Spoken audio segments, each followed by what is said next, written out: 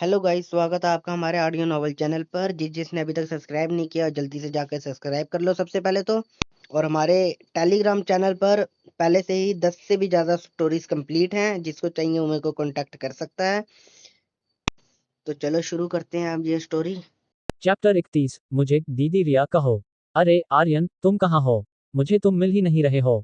Skynet communicator से रिया की थोड़ी उलझी हुई सी आवाज आई। आर्यन के चेहरे पर निराशा छा गई। असल में वो वहां आधे घंटे से इंतजार कर रहा था, लेकिन उसने कभी उम्मीद नहीं की थी कि रिया को रास्तों की इतनी कम समझ होगी। वो गोल गोल घूमकर रास्ता भटक गई थी और आखिरकार इस जगह को ढूंढने में उसे बहुत मेहनत करनी पड़ी। मैं तुम्हारे पीछे 100 मीटर की दूरी पर हूँ। आर्यन ने रिया की तरफ देखा, जिसने एक सफेद रंग की छोटी स्कर्ट और एक चेक वाली शर्ट पहन रखी थी, जो देखने में बहुत अच्छी लग रही थी और उसके खुद के कपड़ों के साथ एक कपल जोड़े वाले कपड़ों का लुक भी दे रही थी। रिया ने अपना सिर घुमाया, अपनी जीभ निकाली और माफी मांगते हुए छोटे छोटे कदमों से दौड़ती हुई आई। उसका चेहरा थोड़ा लाल हो गया था। तुम्हें तो पता ही है, मुझे रास्तों की बस थोड़ी सी समझ कम है। मुझे शर्मा अंकल से कहना चाहिए था कि वो मुझे छोड़ दें। उसने अपने दाहिने हाथ के अंगूठे और तर्जनी पहली उंगली को मिलाकर थोड़ी सी का इशारा किया। क्या वो सिर्फ थोड़ी सी है? वो साफ तौर पर बहुत ज्यादा है। आर्यन ने अपनी आंखें घुमाईं, लेकिन उसके होठों पर एक हल्की सी मुस्कान आ गई। उसने कभी उम्मीद नहीं की थी कि हमेशा तेज और होशियार दिखने वाली रिया रास्तों के मामले में इतनी भुलक्कड़ होगी। ये बात अजीब तरह से बहुत प्यारी लग रही थी। तुम क्या खाना चाहती हो? पैसे मैं दूंगा। मैं तुम्हें इतना खिलाऊंगी कि तुम कंगाल हो जाओगे। रिया ने आर्यन को आंखें घुमाते देखा और गुस्से में अपनी छोटी सी नाक सिकोड़ ली। उसकी आंखों में भी तारीफ की एक झलक थी। आर्यन आज बहुत हैंडसम लग रहा था। रिया आगे आगे चलते हुए उसे स्नैक प्लाजा, छोटी मोटी खाने की चीजों की जगह में ले गई, जो नंदपुर शहर में कपल्स जोड़ों के डेट मिलने पर जाने के लिए एक बहुत ही मशहूर जगह थी, जहां हर तरफ स्वादिष्ट खाने की चीजें मिलती थीं। पहले रिया और स्नेहा अक्सर यहां आया करती थीं। जल्द ही आर्यन रिया की भूख देखकर हैरान रह गया। वो उसके सामने बैठा था और रिया को एक के बाद एक छोटी स्क्विड, एक तरह की मछली की सीखें कबाब, अपने मुंह में ठूंसते हुए देख रहा था, और उसके सपाट पेट पर इसका कोई असर भी नहीं दिख रहा था। खाओ ना, तुम मुझे ऐसे घूर क्यों रहे हो? रिया ने थोड़ा शर्माते हुए कहा। आर्यन हंस पड़ा। वो उसके हल्के खुले होठों को देख रहा था, जिन पर लाल रंग का तेल लगा हुआ था। उसने उसे एक टिश्यू पेपर दिया और खुद भी खाने लगा। उसे एक अजीब सी शांति महसूस हो रही थी। जब से उसकी बुआ गई थी, उसकी जिंदगी बस क्लास और प्रैक्टिस में ही उलझ कर रह गई थी, जो काफी बोरिंग थी। अब ऐसा लग रहा था मानो उसमें कोई नया रंग आ गया हो। आर्यन को यह एहसास काफी अच्छा लग रहा था। दोनों ने बहुत ही रिलैक्स होकर और खुलकर बातें की। वो दोनों प्रेमी तो नहीं थे, लेकिन सिर्फ दोस्त भी नहीं थे। बर्फ। रिया ने अपने छोटे से पेट को थपथपाया और एक डकार ली। उसका हल्का खुला मुंह बहुत ही प्यारा लग रहा था, जो स्कूल में उसकी हमेशा रहने वाली एक खूबसूरत और शरीफ लड़की की इमेज से बिल्कुल अलग था। आर्यन की अजीब सी नजरों को देखकर रिया ने एक बहुत ही प्यारे अंदाज में मुंह बनाया। क्या? मैं ऐसा बर्ताव सिर्फ अनजान लोगों के सामने ही करती हूँ? जाहिर सी बात है, मुझे अपनी इमेज का तो ध्यान रखना ही पड़ता है। आर्यन की आंखों में एक चमक आई और उसने बहुत ही आसानी से बात बदल दी। तुमने आज दोपहर कहा था कि तुम्हारे पास मुझे बताने के लिए मॉक एग्जाम के बारे में एक छोटा सा राज है। तुम मुझे बेवकूफ बनाने की कोशिश तो नहीं कर रही हो, है ना?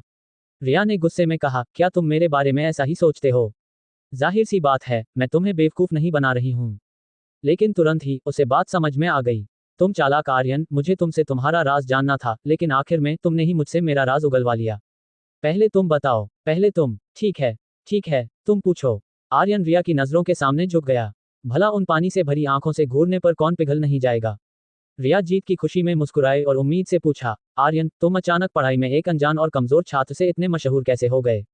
क्या ऐसा हो सकता है कि तुम शुरू से ही बेवकूफ बनने का नाटक कर रहे हो, बस कॉलेज एंट्रेंस एग्जाम में सबको चौंकाने के लिए इंतजार कर रहे हो? उस दिन जब वो इत्तेफाक से आर्यन से एक तलवारबाजी की तकनीक खरीदते वक्त मिली थी, तब से उसके मन में आर्यन को लेकर उत्सुकता लगातार बढ़ती ही जा रही थी। पिछले कुछ दिनों से उसका दिल किसी बिल्ली के पंजों से खुरचे जाने जैसा महसूस कर रहा था। अगर मैं तुम्हें बताऊं, तो क्या तुम मुझ पर यकीन करोगी? मैं नहीं करूंगी, रिया ने जोर देकर कहा, फिर अचानक रहस्यमयी तरीके से आगे झुकी और बोली। आर्यन, क्या तुम्हें कोई ऐसा पुराना युद्ध देवता मिल गया है जो किसी अंगूठी में रहता हो? और फिर इससे पहले कि वो अपनी बात पूरी कर पाती, आर्यन ने उसके माथे पर हल्का सा मारा। उसने परेशान होकर कहा, तुम कुछ ज्यादा ही बैटल थ्रू द हेवन, स्वर्ग से होकर लड़ाई, एक मशहूर कहानी देख रही हो, है ना? अंगूठी में रहने वाला कोई बुरा आदमी? तो फिर मेरे पास भी कंगन में रहने वाली एक बुरी औरत है। रिया ने अपना माथा मला और नाखुशी से एक हल्की सी आवाज निकाली। अगर ऐसा नहीं है तो नहीं है। इतना भड़कने की क्या जरूरत है? आर्यन ने कुछ पल सोचा, फिर धीरे से बोला, सच कहूं तो पिछले हफ्ते से मुझे ऐसा लग रहा है कि जैसे अचानक मेरे दिमाग के कपाट खुल गए हैं। न सिर्फ मैं तलवारबाजी की तकनीकों की प्रैक्टिस दोगुनी रफ्तार से करता हूं, बल्कि अच्छी क्वालिटी वाले सी ग्रेड एनर्जी लिक्विड के असर करने की मेरी ताकत भी बहुत बढ़ गई है। ये वो जवाब था जो उसने बहुत पहले से तैयार करके रखा था। जैसे जैसे उसका टैलेंट धीरे धीरे सबके सामने आ रहा था, उसे एक ऐसी कहानी की जरूरत थी जिस पर यकीन किया जा सके, चाहे लोग उस पर यकीन करें या ना करें, लेकिन उसे दमदार होना चाहिए था। रिया को याद आया कि आर्यन ने उस दिन सी ग्रेड एनर्जी लिक्विड खरीदा था और उसकी आंखों में समझदारी की एक चमक दिखाई दी। उसे कोई शक नहीं था, क्योंकि ऐसे मामले पहले भी सुने जा चुके थे। ठीक है, मुझे लगा था कि कोई चटपटी गॉसिप मसालेदार खबर सुनने को मिलेगी। वो थोड़ी नाखुश थी कि उसे मनचाही गॉसिप नहीं मिली, लेकिन उसने जल्दी ही इसे भुला दिया। पहले उसे इस बात में दिलचस्पी थी कि आर्यन के साथ क्या हुआ था, लेकिन पिछले कुछ दिनों से उस पर ध्यान देने की वजह से अब उसे खुद आर्यन में दिलचस्पी होने लगी थी। रिया ने शरारत से हंसते हुए कहा, आर्यन, क्या तुम किसी सी ग्रेड कॉम्बैट स्किल की प्रैक्टिस करना चाहते हो? आर्यन के दिल की धड़कन तेज हो गई, लेकिन उसके चेहरे के भाव शांत ही रहे। मुझ जैसा कोई मामूली शुरुआती योद्धा किसी सी ग्रेड कॉम्बैट स्किल की प्रैक्टिस क्यों करेगा? अभी भी मुझे बेवकूफ बनाने की कोशिश कर रहे हो। तुम्हें अभी अभी प्रिंसिपल से सी ग्रेड एनर्जी लिक्विड की एक बोतल मिली है, साथ ही तुम्हारी पहले वाली बोतल को मिलाकर तुमने पक्का योद्धा लेवल पार कर लिया होगा। रिया ऐसा दिखा रही थी मानो वो उससे कुछ छुपा ही नहीं सकता। आर्यन सन रह गया। ऐसा लगता है कि यह कहावत कि बड़ा शरीर पर दिमाग नहीं हमेशा सच नहीं होती। उसने हल्के से सिर हिलाया, इस बात पर हाँ में हाँ मिलाते हुए, लेकिन उसने यह नहीं बताया कि वो पहले से ही एक हाई लेवल योद्धा है। रिया ने जीत की खुशी में एक आवाज निकाली, फिर हंसते हुए बोली, आर्यन, तुम्हारे पास पक्का अभी कोई सी ग्रेट कॉम्बैट स्किल नहीं होगी। मुझे दीदी रिया कहो और मैं तुम्हें आइस फ्रॉस्ट पाम बर्फीली हथेली दूंगी, कैसा रहेगा? फिक्र मत करो, मैंने इस आइस फ्रॉस्ट पाम की प्रैक्टिस नहीं की है, इसलिए मैं इसे इस्तेमाल करने का हक तुम्हें दे सकती हूँ। आमतौर पर तलवारबाजी की तकनीकें खरीदने पर उन्हें इस्तेमाल करने की एक लिमिट होती है। पिछली बार उसने जो आइस फ्रॉस्ट पाम 27 लाख में खरीदा था, वो सिर्फ एक ही इंसान की पहचान कर सकता था।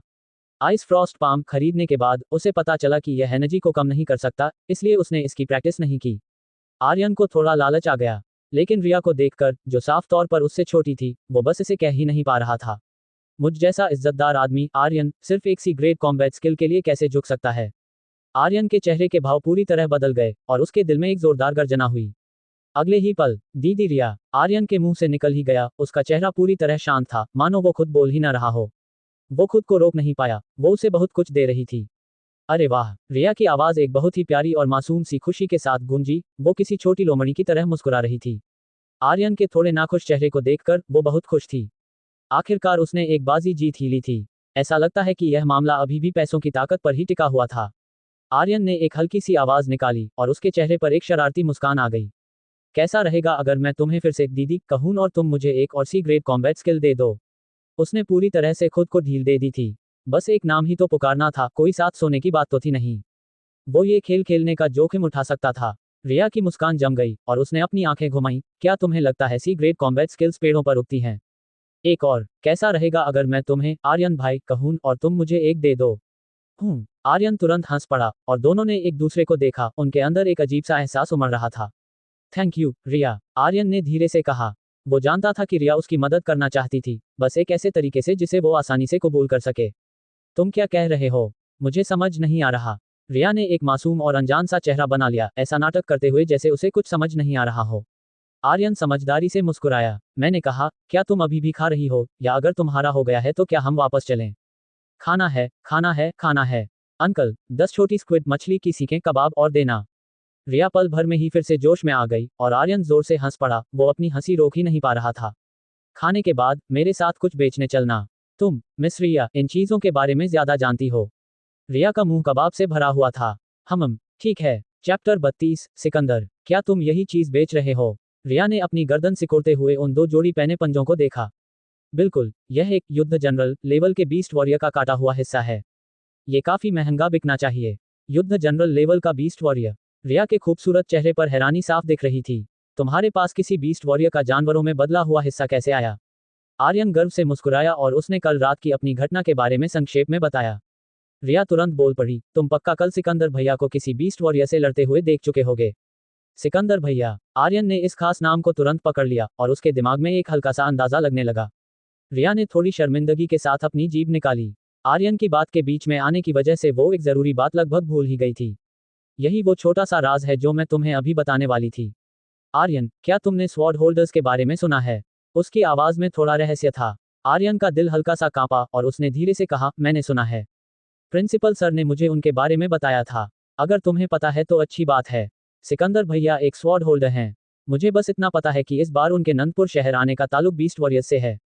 इसके अलावा मुझे ज्यादा कुछ नहीं पता। लेकिन वो रुकी, फिर मजाकिया अंदाज में बोली, लेकिन उन्हें इस बार हमारे नंदपुर शहर के हाई स्कूल के मॉक एग्जाम को देखने के लिए बुलाया जाएगा, और मैंने उन्हें ये कहते हुए सुना है कि अगर कोई सही उम्मीदवार मिला तो उन्हें स्वॉर्ड होल्डर्स के टैलेंट पूल होनहार लोगों की लिस्ट में शामिल कर लिया जाएगा और वो एक उम्मीदवार स्वॉर्ड होल्डर बन जाएंगे।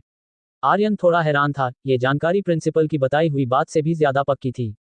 तुम्हें इतना सब कैसे पता? हे, क्योंकि सिकंदर भैया अभी मेरे घर पर ही हैं। Dot dot dot dot dot dot dot. Riya का घर। काले आर्मर कवच वाला नौजवान सिकंदर और एक रुतबेदार अधेड़ उम्र का आदमी आमने सामने बैठकर पुरानी चाय का मजा ले रहे थे। यह अधेड़ उम्र का आदमी और कोई नहीं बल्कि रिया के परिवार का मुखिया, रिया के पिता राहुल थे, जो एक युद्ध किंग लेवल के एक्सपर्ट थे। सिकंदर, तुम्हारी ताकत सच में अब समझ से परे होती जा रही है। मुझे लगता है तुम युद्ध सम्राट बनने से ज्यादा दूर नहीं हो, है ना? राहुल की आंखों में तारीफ साफ दिख रही थी। हालांकि दोनों ही युद्ध किंग थे, लेकिन उनके सामने बैठा सिकंदर शायद उन्हें मारने के लिए अपनी तलवार दूसरी बार नहीं निकालेगा। सिकंदर के पिता उनके एक पुराने दोस्त थे और उन्होंने सिकंदर को बड़े होते और आज के इस बेमिसाल स्वॉर्ड होल्डर बनते हुए देखा था। अगर वो उम्र में बड़े ना होते तो शायद उन्हें भी उसके सामने झुककर मुस्कुराना पड़ता। सिकंदर के चेहरे पर एक बहुत ही प्यारी और गर्मजोशी से भरी मुस्कान थी। राहुल अंकल, आपकी पार की नजर बहुत अच्छी है। इस बार मैं 10,000 जानवरों के दूतों का शिकार करने के लिए नंदपुर शहर आया हूँ। ये काम खत्म होने के बाद मैं कुछ समय के लिए एकांत में सबसे अलग कल्टीवेशन प्रैक्टिस करूंगा। उसके बाद मैं 3 स्टार स्वॉर्ड होल्डर बनने के लिए अप्लाई कर सकता हूँ। वो खड़ा हुआ और दूर देखते हुए उसकी आंखों में एक उम्मीद थी। स्वॉर्ड होल्डर्स को स्टार लेवल के हिसाब से बांटा जाता है। युद्ध जनरल लेवल वाले 1 स्टार स्वॉर्ड होल्डर होते हैं और युद्ध सम्राट लेवल वाले 3 स्टार स्वॉर्ड होल्डर होते हैं। उनके रुतबे और उन्हें मिलने वाली चीजों में जमीन आसमान का फर्क होता है। राहुल उसके पास आकर खड़े हो गए। 10,000 जानवरों का सेक्ट आजकल बहुत एक्टिव सक्रिय हो गया है, इसलिए यह शायद इतना आसान न हो। अगर तुम्हें मेरी कोई भी मदद चाहिए तो बस एक बार कह देना। हालांकि मेरा परिवार कोई बहुत मशहूर परिवार नहीं है, लेकिन नंदपुर शहर में हमारी थोड़ी बहुत पहचान तो है ही। सिकंदर मुस्कुराया। राहुल अंकल, आप फिक्र मत कीजिए। ये 10,000 जानवरों का दूत जोरावर मेरा पुराना दुश्मन है, चिंता की कोई बात नहीं है। मैं बस उसके खुद बाहर आने का इंतजार करूंगा। बस तुम्हें खुद पर भरोसा होना चाहिए। एक बार सब कुछ ठीक हो जाए तो तुम्हें कुछ दिन नंदपुर शहर में ही रुकना होगा। बिल्कुल, नंदपुर शहर एक बहुत अच्छी जगह है। यहाँ अनगिनत होनहार और कमाल के टैलेंटेड लोग पैदा होते हैं। सिकंदर की बातों में अचानक एक पुरानी याद झलकने लगी, जिससे राहुल को उत्सुकता हुई और उन्हें इसमें कोई गहरी बात छिपी हुई महसूस हुई। क्या कोई तुमसे भी ज्यादा कमाल का हो सकता है, सिकंदर? सिकंदर सिर्फ 27 साल का था, फिर भी वो पहले से ही एक लिमिट योद्धा था। और लड़ाई की ताकत के मामले में वो और भी ज्यादा मजबूत था। ऐसे बेमिसाल जीनियस के मुंह से किसी और की इतनी तारीफ सुनकर राहुल का उत्सुक होना लाजमी था। मुझसे ज्यादा कमाल की? उसके सामने मेरी हैसियत शायद चमकते चांद के सामने किसी जुगनू जैसी है। सिकंदर को उस बेमिसाल खूबसूरत औरत की याद आ गई, जो बर्फ की परी जैसी ठंडी थी। वो हमेशा उसके नक्शे कदम पर चला था, लेकिन अफसोस वो अभी भी उससे पीछे ही छूटता जा रहा था। उसका इस बार नंदपुर शहर आने का एक मकसद वो जगह देखना भी था जहां वो कभी रुकी थी।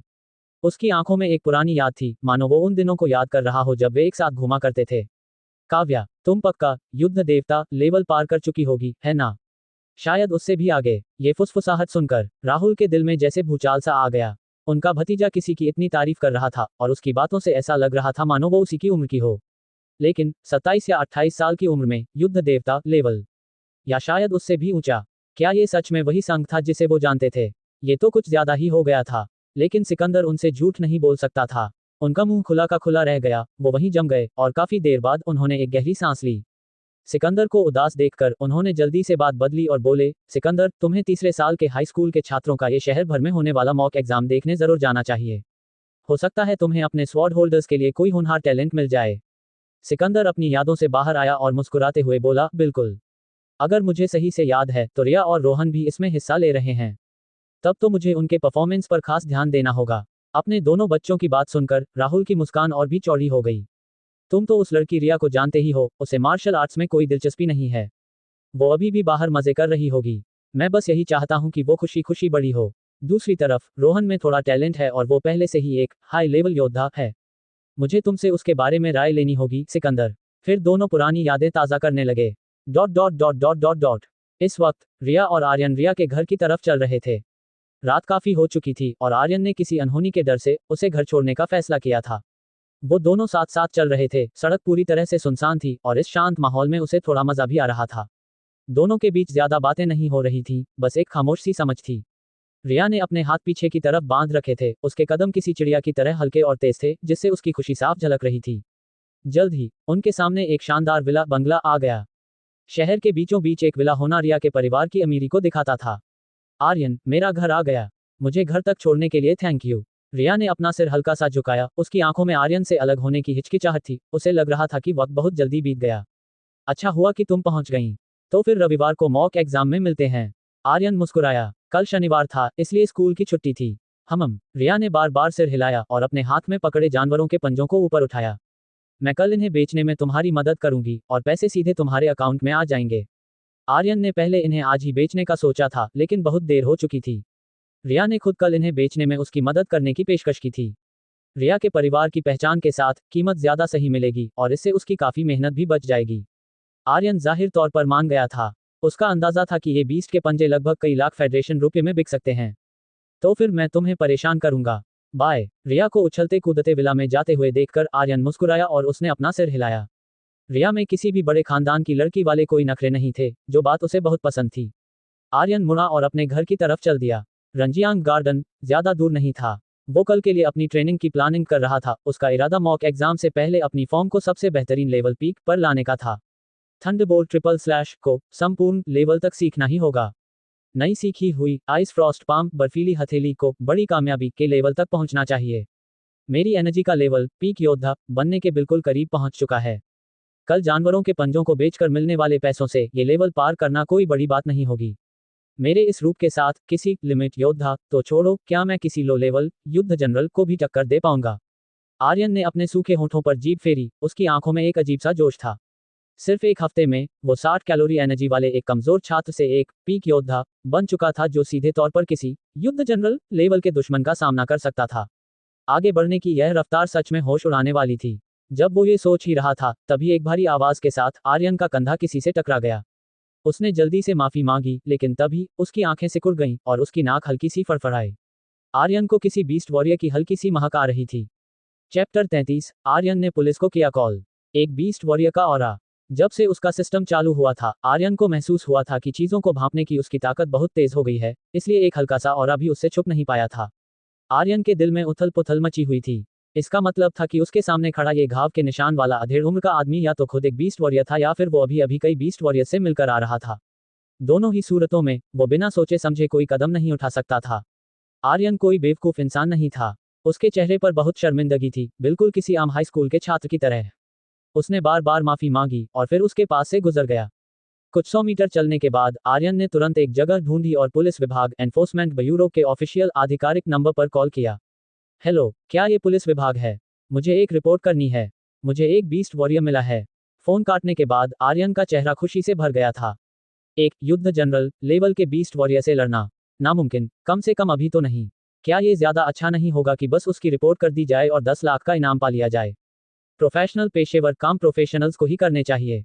Dot dot dot. दूसरी तरफ घाव के निशान वाले आदमी ने नाक सिकोड़ी और वहां से चला गया। वो 10,000 जानवरों के दूत जोरावर के अभी अभी दिए गए काम के बारे में सोच रहा था। वो आर्यन के अजीब बर्ताव से पूरी तरह अनजान था। चूंकि जोरावर साहब ने शिकार करने का ये प्लान योजना मुझे सौंपा है, तो मुझे पक्का अच्छा काम करना होगा। यह एक मौका है, शायद मैं इसका इस्तेमाल करके जोरावर साहब का खास आदमी बन सकूं। वो सीधा अपने घर में गया। हालांकि यह रिया के परिवार के विला जितना शानदार नहीं था, लेकिन ये काफी अच्छा था। उसके चेहरे पर एक मुस्कान आ गई। सूरज, जल्दी दरवाजा खोलो। दरवाजा खुला और घाव के निशान वाले आदमी से मिलता जुलता एक जवान चेहरा बाहर झांका, जिसकी आंखों में एक सुखद हैरानी थी। अंकल, आप वापस आ गए। यह कोई और नहीं बल्कि क्लास 4 तीसरे साल ग्रेड 3 का मॉनिटर सूरज था। साफ था कि वो घाव के निशान वाला अधेड़ उम्र का आदमी उसका अंकल रमेश था। अंकल, आखिरकार आप आ ही गए। अगर आप वापस नहीं आते तो मैं तो तानों से ही मर जाता। रमेश के लिए चाय बनाते हुए सूरज ने शिकायत की। उसके माता पिता बहुत पहले ही गुजर चुके थे, इसलिए वो अपने अंकल के बहुत करीब था। रमेश की प्यार भरी मुस्कान रुक गई, उसकी भौहें तन गईं और हवा में जान से मारने का इरादा फैल गया। क्या स्कूल में तुम्हें किसी ने परेशान किया है? यहाँ तक कि सूरज खुद भी नहीं जानता था कि रमेश असल में उसका सगा पिता है। 18 साल पहले रमेश के अपने बड़े भाई की पत्नी के साथ गलत रिश्ते बन गए थे और छुप छुप कर सूरज का जन्म हुआ था। दुनिया की नजरों में वो उसके बड़े भाई का बेटा था, लेकिन असल में वो रमेश का बेटा था। यही वजह थी कि रमेश सूरज से इतना प्यार करता था। बाद में उसके खूंखार जानवर के खून ने एक बार उबाल मारा और पागलपन की हालत में उसने अपने बड़े भाई और उसकी पत्नी दोनों को मार डाला, जिसकी वजह से दुनिया की नजरों में सूरज अनाथ हो गया। रमेश सूरज से और भी ज्यादा प्यार करने लगा। सूरज की आंखों में जलन की एक झलक थी जब उसने शिकायत की, आपको तो पता ही है कि मैं रिया के पीछे पड़ा हूं, लेकिन उस चुड़ैल ने हमेशा मुझे घास तक नहीं डाली। आजकल वो एक दूसरे लड़के के साथ भी घुल मिल रही है और उस इंसान ने मेरे एक चमचे को घायल भी कर दिया। अब तो मैं क्लास में किसी को मुंह दिखाने लायक भी नहीं रहा। अंकल, आप एक बीस्ट वॉरियर हैं। आप चुपचाप आर्यन के घर जाकर उसे मार क्यों नहीं देते, ताकि वो रिया के लिए मुझसे टक्कर न ले सके। बोलते बोलते सूरज और भी ज्यादा जोश में आ गया। वो साफ तौर पर रमेश के एक बीस्ट वॉरियर होने की सच्चाई जानता था। एक हाई स्कूल के छात्र के मुंह से ऐसी बातें सुनना बहुत अजीब लग रहा था, लेकिन रमेश अच्छी तरह जानता था कि यह उसके खूंखार जानवर के खून का असर है। बेरहमी तो उसके खून जीन में ही है। उसने कुछ पल सोचा, फिर मना कर दिया, नहीं, अभी मुसीबत का समय है। स्वॉर्ड होल्डर्स नंदपुर शहर में आ चुके हैं। हमें इन दिनों चुपचाप रहना होगा। अंकल बाद में तुम्हारे लिए बदला लेंगे। सूरज ने बेमन से सिर हिलाया, फिर बोला, अंकल क्यों ना मैं भी आपकी तरह एक बीस्ट वॉरियर बन जाऊं। इस तरह मेरी ताकत बहुत जल्दी बढ़ जाएगी और फिर आर्यन तो पक्का मेरे सामने टिक भी नहीं पाएगा। उसकी आंखों की जलन साफ महसूस की जा सकती थी। ये सुनने के बाद कि आर्यन ने नवयुग मिडिल स्कूल के 3 टॉप छात्रों को धूल चटाकर अपना नाम कमा लिया है, वो जानता था कि वो अपने दम पर कभी भी आर्यन से आगे नहीं निकल पाएगा। बकवास। रमेश के चेहरे के भाव पूरी तरह बदल गए और वो चिल्लाया। फिर मानो उसे लगा हो कि उसका बात करने का तरीका कुछ ज्यादा ही सख्त था, उसने प्यार से समझाते हुए कहा, सूरज तुम अंकल से अलग हो। अंकल उस वक्त मजबूरी में फंस गए थे, लेकिन तुम नहीं। तुम्हारा टैलेंट अच्छा है और आम तरीके से प्रैक्टिस करने के लिए अंकल की दी हुई चीजों के साथ आगे चलकर युद्ध जनरल लेवल तक पहुंचना तुम्हारे लिए कोई बड़ी बात नहीं होगी। अगर तुम रिया का दिल जीत सको तो उसके परिवार के सपोर्ट के साथ युद्ध किंग बनने की भी एक छोटी सी उम्मीद है। तब हमारा परिवार सच में बहुत बड़ा बन जाएगा और हम तुम्हारे पिता की आत्मा को शांति दे सकेंगे। रमेश बिल्कुल नहीं चाहता था कि सूरज उसकी तरह एक बीस्ट वॉरियर बने। कई सालों से 10,000 जानवरों के सेक्ट से जुड़े होने की वजह से वो जानता था कि यह एक ऐसा रास्ता है जहां से वापस नहीं लौटा जा सकता। योद्धा लेवल पर एक कच्चे मेंबर सदस्य होने से लेकर युद्ध जनरल लेवल पर पहुंचने के बाद एक पक्के मेंबर बनने तक उसके हाथों पर अनगिनत खून के धब्बे लगे हुए थे। बीस्ट वॉरियर्स सिर्फ अंधेरे में जीने लायक होते हैं, लेकिन वो चाहता था कि उसका बेटा उजाले में जिए। इसीलिए रमेश ने सूरज को रिया का पीछा करने के लिए उकसाया था। लेकिन अगर मैं एक बीस्ट वॉरियर नहीं बनूंगा तो मैं कभी भी रिया को आर्यन से नहीं छीन पाऊंगा। सूरज बेचैन होने लगा। अंकल प्लीज मेरी मदद कीजिए। अपने बेटे को बार बार मिन्नतें करते देख रमेश ने एक गहरी सांस ली और उसे तसल्ली देने के लिए हालात के बारे में बताने का फैसला किया, अभी आर्यन को मारने का एक मौका सच में है। कैसा मौका? सूरज उछल पड़ा। रविवार के मॉक एग्जाम के दौरान नंदपुर शहर खून से लाल होने वाला है। रमेश की आंखों में खून की प्यास साफ दिख रही थी। क्या 10,000 जानवरों का सेक्ट सच में इस साल नंदपुर शहर के तीसरे साल के हाई स्कूल के छात्रों पर हमला करने वाला है? सूरज की सांसें अटक गईं और उसकी आंखों में हैरानी थी। यह एक बहुत ही बड़ा और खौफनाक ऑपरेशन अभियान था। अगर ऐसा हुआ तो ये पक्का पूरे संघ को हिलाकर रख देगा। लेकिन जल्द ही उसने घबराहट के साथ पूछा, क्या रिया ठीक रहेगी? रमेश जीत की खुशी में मुस्कुराया, चिंता मत करो, शिकार करने का ये ऑपरेशन मैं ही संभाल रहा हूँ। मैं तुम्हें हीरो बनने और उस खूबसूरत लड़की को बचाने का एक मौका दूंगा। रिया पूरी तरह से तुम्हारी दीवानी हो जाएगी। सूरज की खुशी का कोई ठिकाना नहीं रहा। थैंक यू अंकल, उस कमीने आर्यन से छुटकारा पाने का ये बिल्कुल सही मौका है। मुझे अपने स्काईनेट कम्युनिकेटर पर उसकी फोटो भेज दो, मैं उस पर नजर रखूंगा। Thank you uncle. अभी सूरज की बात पूरी भी नहीं हुई थी और उसने फोटो भेजी ही थी कि रमेश के चेहरे के भाव पूरी तरह बदल गए। उसके पैर पल भर में ही भेड़िए के 2 मोटे और ताकतवर पैरों में बदल गए और उसने सूरज को अपने साथ लेकर एक छलांग लगा दी। बूम! एक जबरदस्त और खौफनाक धमाका हुआ जिसने दरवाजे को उड़ा दिया और पल भर में ही घर की हर चीज में आग लगा दी। फ्लेम थ्रोवर, आग फेंकने वाली मशीन, संघ का बनाया हुआ एक ऐसा हथियार जो युद्ध जनरल लेवल के इंसान को भी डरा सकता था। आग की लपटों ने सब कुछ निगल लिया और आग की लपटें लगातार रमेश पर बरस रही थीं, जिससे उसे ऐसा लग रहा था मानो उसका खून जल रहा हो और उसके मुंह से लगातार खून बह रहा था।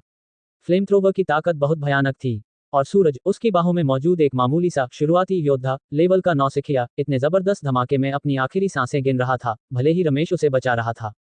अंकल, मैं मरना नहीं चाहता। सूरज की आंखों में इस दुनिया को छोड़ने का दुख साफ दिख रहा था, लेकिन उसकी सांसें बहुत तेजी से टूट रही थीं।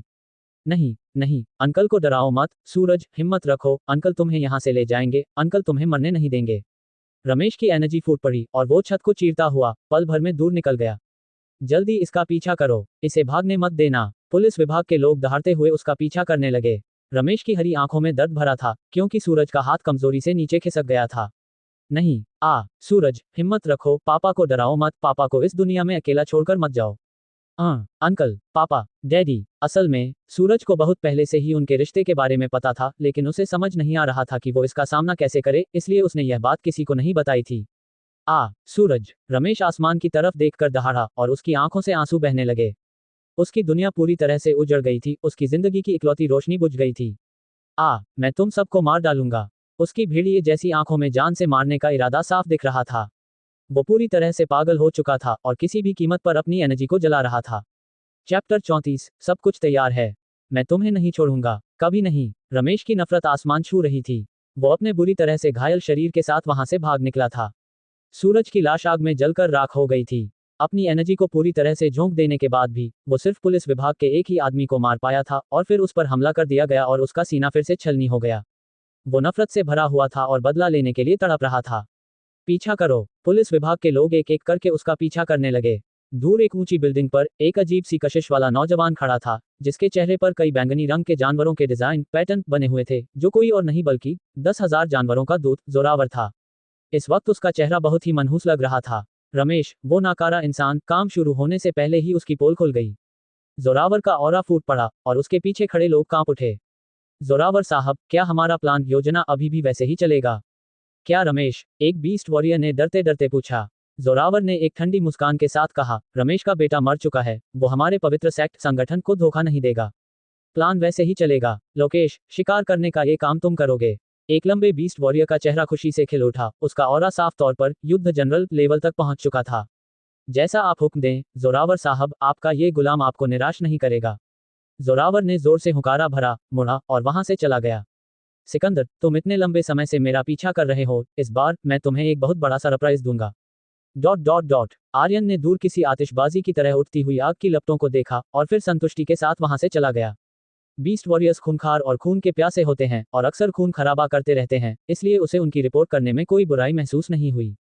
बीस्ट वॉरियर्स को तो सजा मिलनी ही चाहिए। अफसोस की बात यह है कि 10 लाख फेडरेशन रुपए का इनाम आने में अभी कुछ दिन लगेंगे, वरना मैं मॉक एग्जाम से पहले कामयाबी के साथ लिमिट योद्धा लेवल पार कर लेता। आर्यन ने थोड़ा अफसोस जताते हुए अपने होंठ चाटे और घर पहुंचते ही गहरी नींद में सो गया। अगले दिन आर्यन अपने स्काई नेट कम्युनिकेटर की लगातार बजती आवाज से उठा। क्लास के ग्रुप चैट में तो जैसे धमाका हो गया था। सूरज मारा गया। क्या हुआ? वो कल तक तो ठीक था ना? मैंने सुना है कि कल रात एक बीस्ट वॉरियर को पकड़ते वक्त वो एक फ्लेम थ्रोवर आग फेंकने वाली मशीन की चपेट में आ गया और मारा गया। बाप रे, ये तो बहुत बुरा हुआ। सूरज अभी बहुत छोटा था। तुम्हारी खबर पुरानी हो चुकी है। जिस बीस्ट वॉरियर को उन्होंने पकड़ा था वो सूरज का अंकल था, वो तो मरने ही लायक था। मेरे एक अंकल पुलिस विभाग में हैं, उन्होंने मुझे बताया कि वे उस वक्त छुपकर कोई साजिश रच रहे थे। गजब, मैंने कभी सोचा भी नहीं था कि हमेशा इतना सच्चा और अच्छा बनने वाला सूरज असल में एक बीस्ट वॉरियर से मिला हुआ होगा।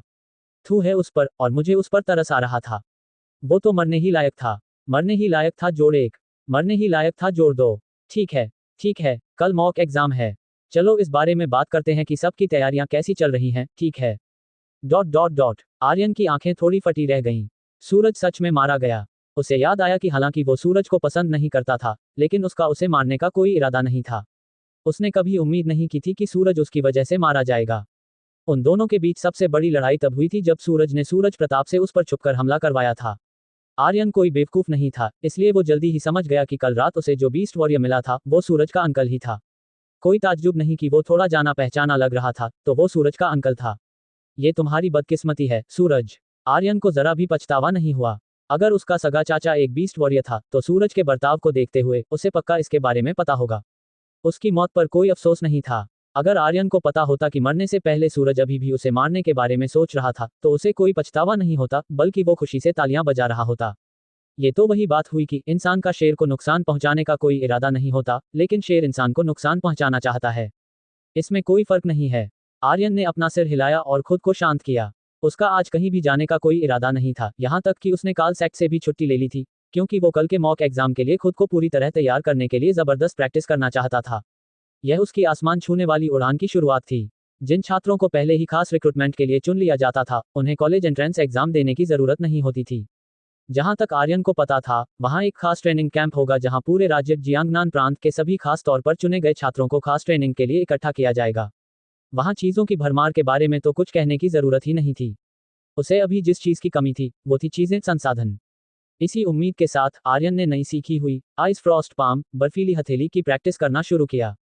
ये सी ग्रेड कॉम्बैट स्किल बहुत ज्यादा ताकतवर नहीं थी और इसकी मारक क्षमता पक्का थंडरबोल्ट ट्रिपल स्लैश जितनी अच्छी नहीं थी, लेकिन एक बात थी जिसे आर्यन बहुत अहमियत देता था, इसका बर्फीला गुण। एक सीधा हमला दुश्मन की एनर्जी को जमा सकता था, जिससे न सिर्फ उसकी चाल धीमी हो जाती थी बल्कि उसकी एनर्जी के फूटने में भी रुकावट आती थी। दुश्मन को चौंका कर हराने के लिए यह एक बहुत ही बेहतरीन कॉम्बैट स्किल थी। सी ग्रेड कॉम्बैट स्किल तो सी ग्रेड कॉम्बैट स्किल ही होती है। थंडरबोल्ट ट्रिपल स्लैश और आइस फ्रॉस्ट पाम दोनों ने ही युद्ध जनरल के कुछ खास लेवल्स को छू लिया है। आर्यन ने आह भरी, युद्ध जनरल लेवल, ये सिर्फ ज्यादा एनर्जी होने के बारे में नहीं था, असली बात ये थी कि शुरुआत में एनर्जी को अलग अलग कुदरती ताकतों जैसे आग, बर्फ के साथ मिलाया जाए।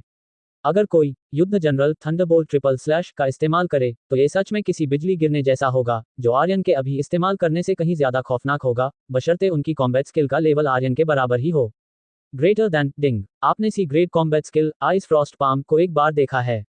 10,000 गुना एम्पलीफिकेशन के साथ आपने C grade combat skill ice frost palm को 10,000 बार देख लिया है। आपकी आइस फ्रॉस्ट पाम शुरुआती लेवल तक पहुंच गई है। ग्रेटर दैन, इस जानी पहचानी आवाज ने आर्यन को मुस्कुराने पर मजबूर कर दिया। आइस फ्रॉस्ट पाम के बारे में बहुत सी बातें उसके दिमाग में साफ होने लगीं। उसने ऐसे ही हवा में अपनी हथेली चलाई, उसकी हथेली बहुत ही ठंडी थी और उसके साथ चलने वाली हवा जमा देने वाली थी। अगर यह किसी को लग जाए तो सिर्फ इसकी ठंडक ही उसे बेदम करने के लिए काफी होगी, उसमें मौजूद जबरदस्त ताकत की तो बात ही छोड़िए। बढ़िया, इस आइस फ्रॉस्ट पाम में सच में दम है। आर्यन ने संतुष्टि से सिर हिलाया और पूरी लगन से प्रैक्टिस करने लगा। ग्रेटर दैन डिंग, आपने C grade combat skill ice frost palm का 7 बार अभ्यास किया है। 10,000 गुना एम्पलीफिकेशन के साथ आपने C grade combat skill ice frost palm का 70,000 बार अभ्यास कर लिया है। आपकी आइस फ्रॉस्ट पाम कुशल लेवल तक पहुंच गई है।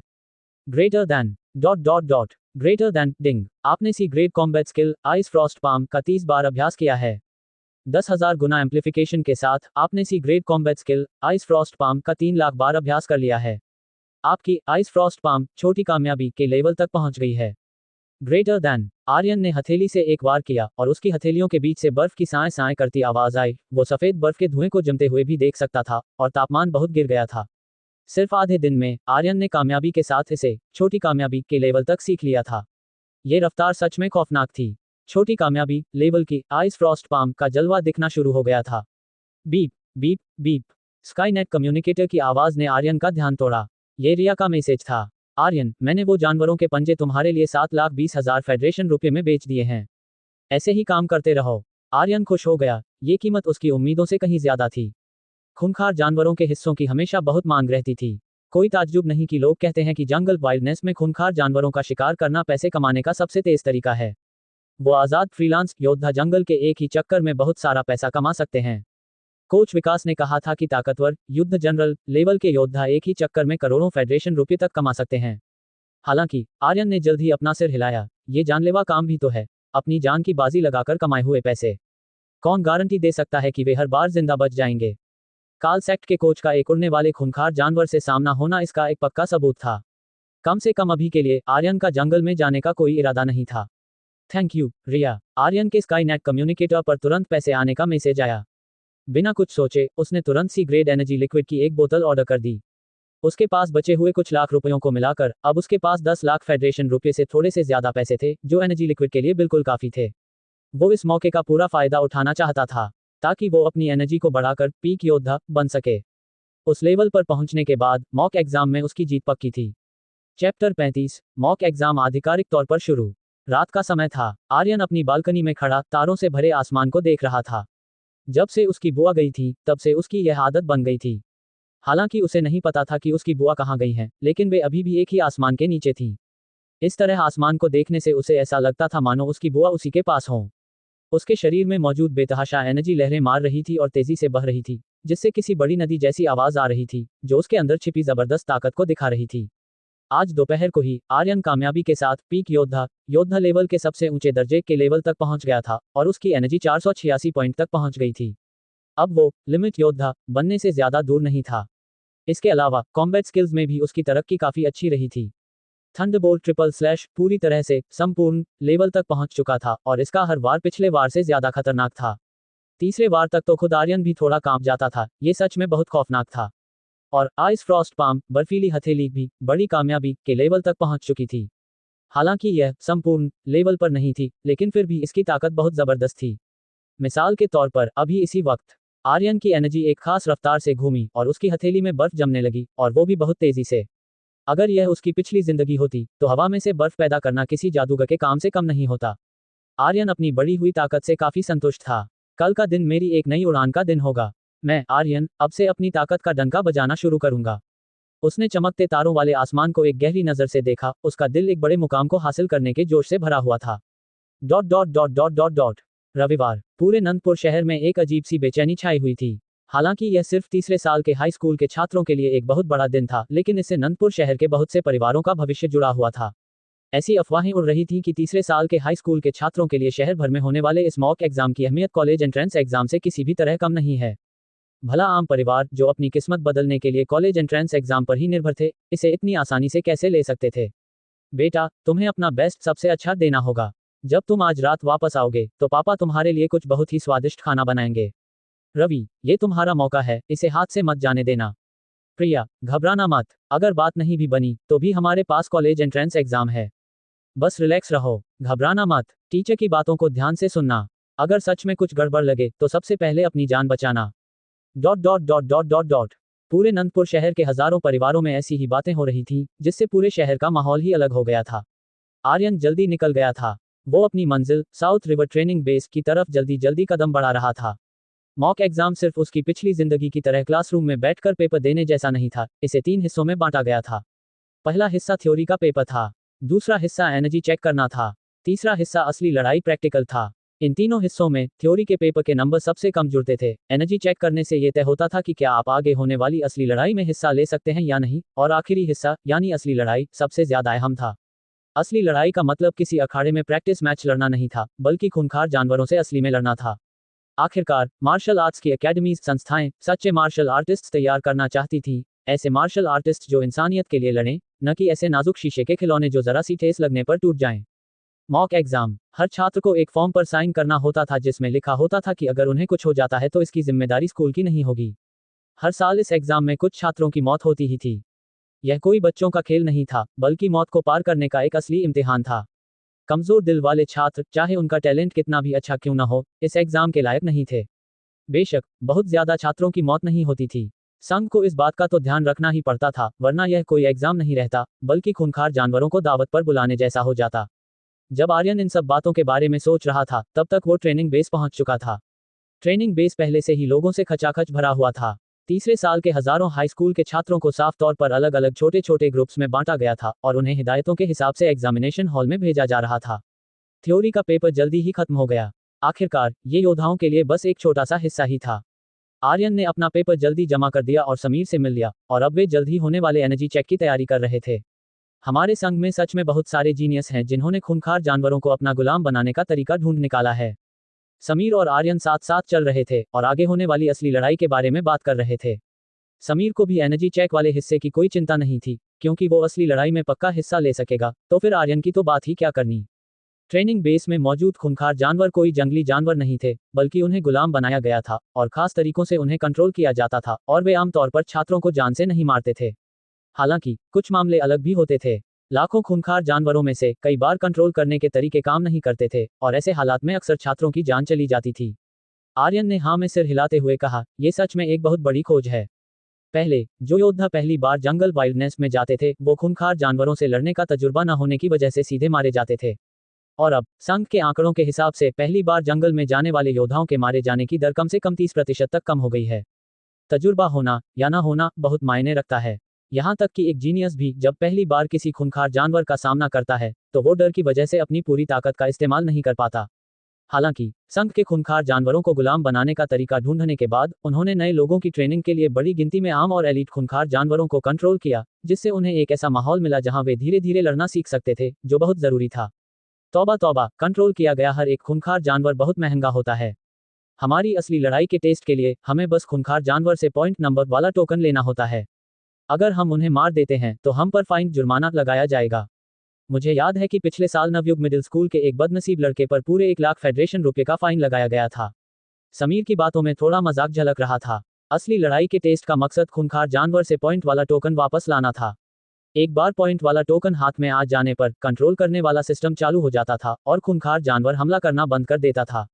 आर्यन मुस्कुराए बिना नहीं रह सका। ये संघ की सरकारी चीजों खूंखार जानवरों को बचाने के लिए किया गया था, क्योंकि एक खूंखार जानवर को कंट्रोल करने में काफी लोगों और चीजों की जरूरत होती थी। तभी बगल से एक ताने भरी आवाज आई, किसी खूंखार जानवर को मारने की चिंता करने के बजाय तुम इस बात की चिंता क्यों नहीं करते कि किसी खूंखार जानवर को देखकर तुम्हारी पैंट गीली न हो जाए। तुम्हारे पहले स्कूल में ऐसे कमजोर लोग बहुत हैं। आर्यन ने मुड़कर देखा तो नवयुग मिडिल स्कूल की यूनिफॉर्म पहने कुछ छात्र अपने हाथ बांधे खड़े थे और उन दोनों को उकसाने वाली नजरों से देख रहे थे। ओह, क्या ये आर्यन भाई से मार खाने वाले लोग नहीं हैं? पुराने जानकार जो कुछ ही दिनों बाद फिर से उछल रहे हैं। जब बात ताने मारने की आती थी तो समीर कभी किसी से पीछे नहीं रहा था। उसने आर्यन का रिकॉर्ड किया हुआ प्रैक्टिस मैच का वीडियो देखा था, इसलिए वो अमित और बाकी लोगों को पहचान गया था। अमित की मुस्कान गायब हो गई। यह उसके दिल पर लगी एक चोट थी। तुम क्या? अगर तुम नवयुग वालों को अभी भी यकीन नहीं है तो बस आ जाओ। अगर एक आएगा तो एक को काटूंगा, अगर दो आएंगे तो दोनों को काटूंगा। आर्यन ने अमित का हाथ झटकते हुए बहुत ही रौब से कहा। वो समीर को अपने आगे खड़ा नहीं होने दे सकता था। वो नवयुग के छात्रों का सारा गुस्सा अपने ऊपर ले लेगा। तुम वही आर्यन हो, फिक्र मत करो, मैं असली लड़ाई के टेस्ट में तुम्हारा अच्छे से ख्याल रखूंगा। जो भी नवयुग को नीचा दिखाएगा उसे इसकी कीमत चुकानी पड़ेगी। आगे खड़े छात्र ने एक ठंडी मुस्कान के साथ कहा। असली लड़ाई के टेस्ट में पॉइंट छीनने या एक दूसरे से लड़ने पर कोई रोक नहीं थी, बशर्ते किसी की जान को खतरा न हो। मेरा नाम याद रखना, नवयुग का टॉप छात्र विशाल। आर्यन ने नफरत से मुंह मोड़ लिया और उसकी आवाज पीछे तक गूंजी। मैं कमजोर लोगों के नाम कभी याद नहीं रखता। विशाल का चेहरा गुस्से से लाल हो गया और उसने हुंकार भरते हुए कहा, कितना घमंडी है।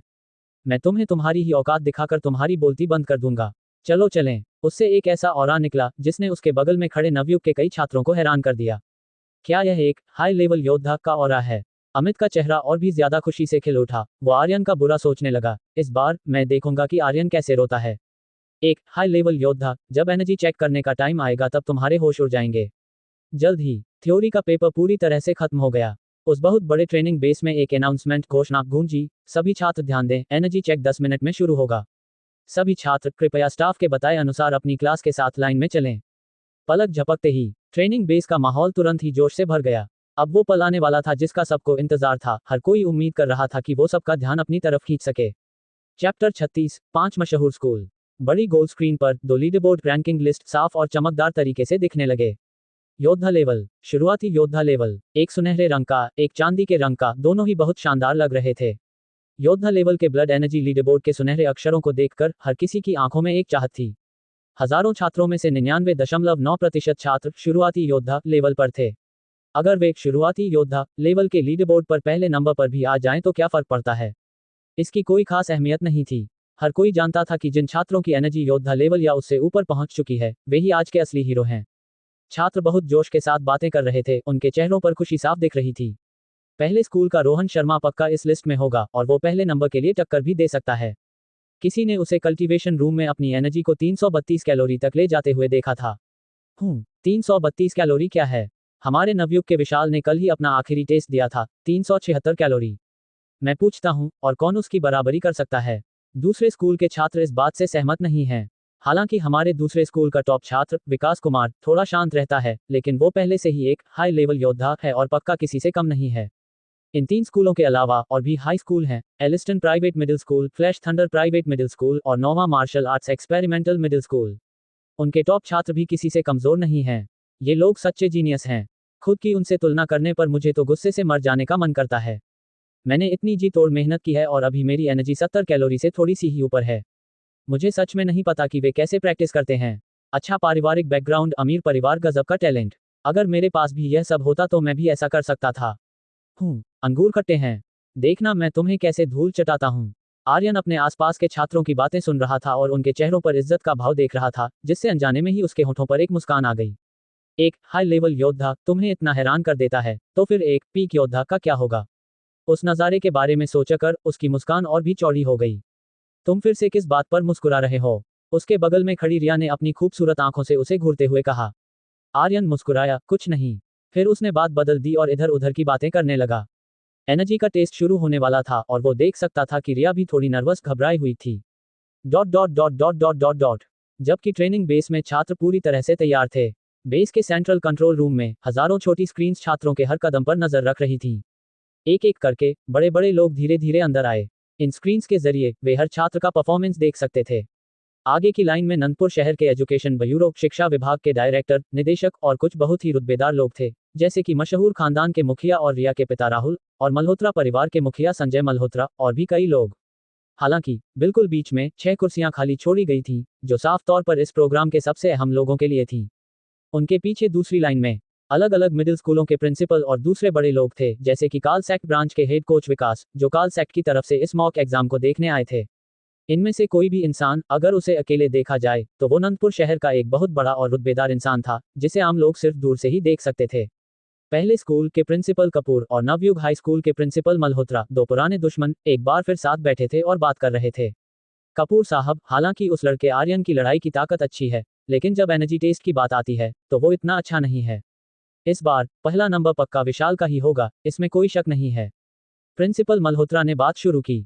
प्रिंसिपल कपूर ने मुंह बनाते हुए कहा, सिर्फ एनर्जी टेस्ट का क्या फायदा? आर्यन जब योद्धा लेवल पर पहुंचेगा तो वो शायद विशाल से कमजोर ना हो। इसके अलावा क्या आपको लगता है कि हमारे स्कूल का रोहन शर्मा कोई कमजोर खिलाड़ी है? बच के रहिएगा, कहीं राहुल आपका सिर न फोड़ दे। रोहन शर्मा में कुछ खूबियां तो हैं, लेकिन वो पक्का विशाल का मुकाबला नहीं कर सकता। प्रिंसिपल मल्होत्रा ने पूरे भरोसे के साथ कहा। वो पूरी तरह से रिलैक्स लग रहे थे, जिससे प्रिंसिपल कपूर थोड़े हैरान और उलझन में पड़ गए। ये बूढ़ा अब क्या चाल चल रहा है? ये बड़े लोग सभी अपने जानकारों के साथ बात कर रहे थे। अचानक वहां पूरी तरह सन्नाटा छा गया। दरवाजे पर 5 जवान लोग एक साथ चलते हुए दिखाई दिए। 3 लड़के और 2 लड़कियां, सभी का बर्ताव बहुत ही शानदार था, जिन्होंने पल भर में ही शोर से भरे सेंट्रल कंट्रोल रूम को शांत कर दिया। एजुकेशन ब्यूरो के डायरेक्टर राजकुमार जोर से हंसे और उनका स्वागत करने गए। हमारे शहर में यूनिवर्सिटीज के 5 एडमिशन ऑफिसर्स का स्वागत है। हमारे नंदपुर शहर ने इतनी अच्छी तैयारी नहीं की है। ये 5 लोग और कोई नहीं बल्कि 5 मशहूर स्कूलों के एडमिशन ऑफिसर्स दाखिला अधिकारी थे। 5 मशहूर स्कूलों में से First military martial arts high School सेना का है, जबकि बाकी 4 मशहूर school Jiangnan martial arts high School, Thunder martial arts high School, United martial arts high School और Imperial capital martial arts high School संघ के 4 बड़े हिस्सों में से एक पर अपना दबदबा रखते हैं। संघ बनने के बाद से ही इसे 4 बड़े हिस्सों में बांटा गया है, पूरब, पश्चिम, उत्तर और दक्षिण। हर हिस्से को आगे 9 राज्यों में बांटा गया है और राज्यों के नीचे अलग अलग बेस शहर हैं। नंदपुर शहर दक्षिणी हिस्से के जियांगनान राज्य में आता है। नहीं नहीं, ऐसी कोई बात नहीं है। आपका शहर होनहार लोगों से भरा हुआ है और यहाँ अक्सर जीनियस लोग पैदा होते हैं और हमारे स्कूल इसे बहुत अहमियत देते हैं। United martial arts high school की लड़की, जो लोगों से बात करने में बहुत माहिर थी, उसने मुस्कुराते हुए जवाब दिया। वो देखने में बहुत ही शानदार लग रही थी और उसकी नाक ऊंची थी, जिससे साफ पता चल रहा था कि वो पश्चिमी हिस्से की रहने वाली है, क्योंकि united martial arts high school पश्चिमी हिस्से में ही है। ये निंगना कितना दिखावा करती है। Jiangnan martial arts high school की हेड निंग जिंग ने मुंह बनाया। हालांकि वो देखने में बहुत शांत लग रही थी, लेकिन उसका बर्ताव बहुत ही अलग था। उसने आते ही अपना एक पैर दूसरे पैर पर रख लिया। लियांग वू जोर से हंसा, उसने कोई सीधा जवाब नहीं दिया। वो first military martial arts high school का हेड था और उसके सीधे खड़े होने के तरीके से उसका फौजी बर्ताव साफ झलक रहा था।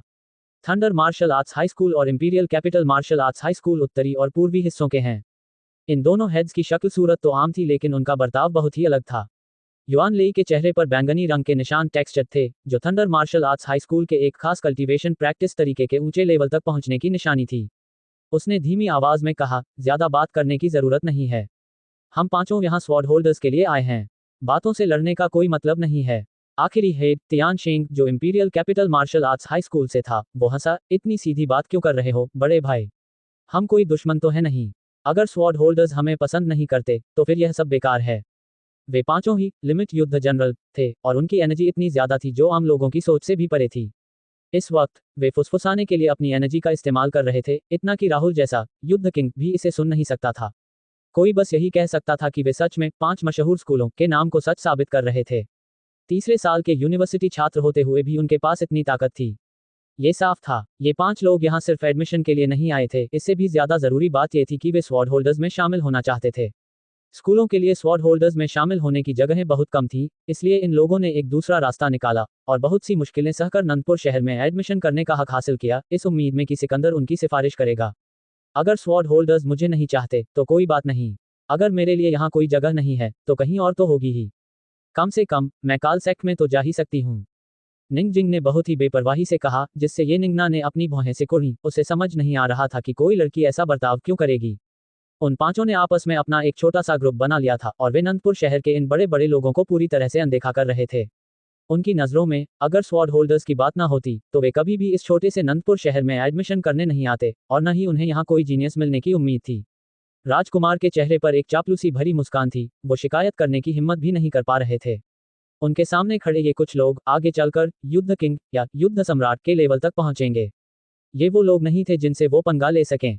जब ये हेड्स बेपरवाह बने हुए थे, सिकंदर धीरे धीरे सेंट्रल कंट्रोल रूम में आया। उसके काले रंग के बैटल आर्मर कवच ने उसके ठंडे और सख्त बर्ताव को और भी निखार दिया था, जो उसके चेहरे की प्यारी सी मुस्कान के साथ मिलकर एक गजब का कॉम्बिनेशन मेल बना रहा था। हर कोई तुरंत खड़ा हो गया और बहुत ही इज्जत के साथ उसे सलाम किया। उनकी आंखों में इज्जत साफ दिख रही थी। स्वॉर्ड्समैन तलवारबाज साहब को नमस्ते। यहाँ तक कि यूनिवर्सिटीज के 5 हेड्स भी पीछे नहीं रहे और वो पहले की तरह बेपरवाह रहने की हिम्मत नहीं कर पाए। ये स्वॉर्ड होल्डर्स की ताकत और रुतबा था। लियांग वू की आंखों में एक चाहत थी, वो चाहता था कि वो भी सिकंदर की तरह ही एक रुतबेदार स्वॉर्ड होल्डर बन जाए। ये निंगना की आंखें तारीफ से चमक रही थीं, वो चाहती थी कि वो सिकंदर के करीब आ सके। बाकी दोनों के मन में भी अलग अलग ख्याल आ रहे थे। सिर्फ निंगजिंग ही नॉर्मल सामान्य लग रही थी, उसकी आंखों में इज्जत थी, लेकिन कोई और फालतू एहसास नहीं था। आप सब प्लीज इतनी इज्जत मत दीजिए, मुझे देर हो गई है। चलिए जल्दी से एनर्जी का टेस्ट शुरू करते हैं ताकि आगे होने वाली असली लड़ाई के टेस्ट में देर न हो। सिकंदर मुस्कुराया। राजकुमार ने बार बार अपने हाथ हिलाए। साहब आप बिल्कुल सही वक्त पर आए हैं, एनर्जी का टेस्ट बस शुरू ही होने वाला है, प्लीज बैठिए। सिकंदर ने बीच वाली कुर्सी ले ली और 5 हेड्स की तरफ हल्के से सिर हिलाया। इससे 5 हेड्स को तुरंत ही बहुत अच्छा लगा। राजकुमार ने राहत की सांस ली। ये दबाव शहर की सरकार की किसी मीटिंग से भी ज्यादा परेशान करने वाला था। उन्होंने जल्दी से कमांड आदेश दी। एनर्जी का टेस्ट आधिकारिक तौर पर शुरू हो गया। चैप्टर 37 जीनियस लोगों की टक्कर। ट्रेनिंग बेस के अंदर एनर्जी चेक करने का काम बहुत ही सलीके से शुरू हो गया था और लीडर बोर्ड पर नंबर तेजी से बदल रहे थे। समीर 63.4 कैलोरी। अपनी एनर्जी चेक करवाने के बाद समीर का नाम जल्दी ही सबसे नीचे पहुंच गया। इसमें कुछ किया भी नहीं जा सकता था। आखिरकार हजारों छात्रों के बीच उसकी एनर्जी सच में बहुत मामूली थी। आर्यन ने उसकी तरफ देखकर मुस्कुराते हुए अपनी मुट्ठी भींची। ये नतीजा समीर के लिए पहले ही एक बहुत बड़ा इजाफा था। जल्द ही पहला योद्धा लेवल का छात्र सामने आया। स्नेहा 101.2 कैलोरी। पलक झपकते ही स्नेहा का नाम योद्धा लेवल के लीडरबोर्ड पर सबसे ऊपर आ गया। हालांकि यह कुछ ही देर के लिए था, लेकिन इसने सबको उसका नाम याद रखने पर मजबूर कर दिया। स्नेहा का छोटा सा चेहरा खुशी से लाल हो गया था। वो बहुत एक्साइटेड थी और उसने अपनी सहेली को गले लगा लिया। शुरुआती योद्धा लेवल के छात्र बहुत जल रहे थे और उन सुनहरे अक्षरों को देखकर सपने देखने लगे कि काश वे भी उस जगह पर पहुंच सकें। एक इशारे की तरह एक के बाद एक योद्धा लेवल के छात्र सामने आने लगे। स्नेहा का नाम जल्दी ही नीचे खिसक गया। रोहित 253.2 कैलोरी। बूम, पहला हाई लेवल योद्धा सामने आया और वहां का माहौल तुरंत ही जोश से भर गया। सभी छात्र हैरानी से देखने लगे। मुझे पता है, वो मल्होत्रा परिवार का बड़ा बेटा है, बहुत ही टैलेंटेड है। मुझे उम्मीद नहीं थी कि वो पहले ही हाई लेवल योद्धा लेवल पार कर चुका होगा। नवयुग मिडिल स्कूल में इस साल सच में कई जीनियस हैं, एक छात्र ने धीरे से कहा। उसकी आंखों में तारीफ थी। जाहिर है मयंक रोहित के बगल में चल रहा था और वो अपने बड़े भाई को बहुत इज्जत की नजरों से देख रहा था। मयंक की नजरों में हालांकि उसके बड़े भाई का लेवल विशाल और बाकी लोगों जितना ऊंचा नहीं था, लेकिन तलवारबाजी में उसका टैलेंट बुरा नहीं था। उसने न सिर्फ क्रैजिंग बुलफिस्ट में महारत हासिल की थी, बल्कि उसे एक सी ग्रेड कॉम्बैट स्किल में छोटी कामयाबी भी मिल चुकी थी। अगर असली लड़ाई की बात आती तो अभी भी यह कहना मुश्किल था कि कौन जीतेगा या हारेगा। नवयुग मिडिल स्कूल को सारी महफिल लूटते और योद्धा लिस्ट में सबसे ऊपर आते देखकर दूसरे स्कूल के विकास कुमार ने हल्का सा मुंह बनाया। उसके हैंडसम चेहरे पर नाखुशी साफ दिख रही थी। सिर्फ एक हाई लेवल योद्धा होने में इतनी क्या बड़ी बात है। वो आगे बढ़ा और टेस्टिंग मशीन के अंदर गया। विकास कुमार 358.2 कैलोरी। विकास कुमार का नाम पल भर में लीडरबोर्ड पर आ गया, जिसने रोहित को जोरदार तरीके से नीचे धकेल दिया और दूसरे स्कूल के छात्र खुशी से चीखने लगे। विकास कुमार कमाल है, हमारा दूसरा स्कूल सबसे ताकतवर है। एक मामूली से नवयुग की इतनी हिम्मत कैसे हुई। पिछले एक्सचेंज मैच के दौरान नवयुग के छात्रों ने दूसरे स्कूल को उकसाया था और तब से दोनों स्कूल एक दूसरे को बिल्कुल पसंद नहीं करते थे। नवयुग मिडिल स्कूल के छात्रों ने तुरंत गुस्से में उन्हें घूरा। रोहित अभी अभी सबसे ऊपर आया था और उसे नीचे धकेल दिया गया। अगर यह उकसाना नहीं था तो और क्या था। नवयुग के छात्र विशाल की तरफ देखे बिना नहीं रह सके। उन्हें उम्मीद थी कि वो आगे आएगा और विकास कुमार को उसकी औकात दिखाएगा। हर कोई समझता था कि यह असल में टॉप 3 मिडिल स्कूलों की ही टक्कर थी। पहला स्कूल, दूसरा स्कूल और नवयुग। बाकी स्कूलों की बात करें तो वे अभी भी थोड़े पीछे थे। विशाल अपने हाथ बांधे खड़ा था। उसका चेहरा बहुत ही शांत था। 358.2 कैलोरी एनर्जी उसे डरा नहीं सकती थी। उसने पहले स्कूल के टॉप छात्र रोहन की तरफ देखा, जो उतना ही शांत था। पहले तुम या पहले मैं। उसकी बातों में पूरा भरोसा था, मानो वो सबसे ऊपर रहने के लिए ही बना हो। चाहे कोई भी पहले जाए, नतीजा नहीं बदलेगा। ये भरोसा अनगिनत बार टॉप पर पहुंचने के बाद ही आता है। विशाल नवयुग में एक ऐसा लेजेंड महान खिलाड़ी था जिसे कोई पार नहीं कर सकता था। रोहित सिर्फ इतना ही कहने की हिम्मत कर सकता था कि उसे विशाल की बराबरी करने की उम्मीद है, उससे आगे निकलने की नहीं। विकास कुमार को तुरंत गुस्सा आ गया। इसका साफ मतलब था कि वे दोनों अपने ही एक अलग लेवल पर थे और वो उनकी बराबरी करने के लायक भी नहीं था। मुझे कुछ नहीं समझते, मैं भी देखना चाहता हूं कि तुम दोनों में कितनी काबिलियत है। जीनियस लोग हमेशा घमंडी होते हैं, इसलिए वे जाहिर तौर पर यह नहीं मानेंगे कि वे किसी से कम हैं। रोहन ने अपना सिर हिलाया, वो ऐसी जगह पर वक्त बर्बाद नहीं करना चाहता था। तो फिर मैं पहले जाता हूँ। उसका शरीर लंबा और गठीला था और उसका पारिवारिक बैकग्राउंड अमीर परिवार भी बहुत अच्छा था, जो अनगिनत लड़कियों का ध्यान अपनी तरफ खींच रहा था। वो एक जाना माना सपनों का राजकुमार था जिसे देखकर विशाल अपने होंठ सिकोड़े बिना नहीं रह सका। कितना दिखावा करता है। लेकिन अगले ही पल विशाल की आंखें सिकुड़ गईं जब उसने देखा कि रोहन का नाम जोरदार तरीके से लीडरबोर्ड पर सबसे ऊपर आ गया। रोहन 389.1 कैलोरी। न सिर्फ वो हाई लेवल योद्धा बन चुका था, बल्कि वो पीक योद्धा बनने से बस एक कदम दूर था। सभी छात्र उन सुनहरे नंबरों को घूर रहे थे और पूरी तरह से सन्न थे। क्या ये सच में हमारी ही क्लास का छात्र है? क्या तुम्हें यकीन है कि यह कोई ऐसी एनर्जी का लेवल नहीं है जो सिर्फ यूनिवर्सिटी के छात्रों के पास होना चाहिए? साउथ रिवर हाई स्कूल का मोहित शर्मा, जिसे अपने साथियों में बहुत अच्छा माना जाता था, उसने अभी अभी मुश्किल से हाई लेवल योद्धा लेवल पार किया था और अब सिर्फ हाई स्कूल में ही ये दोनों मोहित शर्मा से भी आगे निकल चुके थे, जिससे उनके बीच का फर्क साफ दिख रहा था। जीनियस लोगों और आम लोगों के बीच का फर्क बहुत ही डरावना होता है। इस बार रोहन ही टॉप छात्र होना चाहिए, विशाल पक्का उसे हरा नहीं सकता, एक छात्र ने पूरे यकीन से कहा। विकास कुमार का चेहरा उतर गया, उसे लगा था कि वे दोनों बराबर की टक्कर के हैं, लेकिन उसने उम्मीद नहीं की थी कि वो 10 कैलोरी एनर्जी से पीछे रह जाएगा, जिससे उसे ऐसा लग रहा था मानो वो कोई जोकर हो। रिया का खूबसूरत चेहरा खुशी और गर्व से भर गया था। आर्यन, मेरा भाई कमाल का है ना? आर्यन मुस्कुराया, कमाल का है, बिल्कुल कमाल का। अच्छा है कि तुम्हें पता है। अगर तुमने आगे चलकर मुझे परेशान किया तो मैं उससे तुम्हारी धुनाई करवा दूंगी।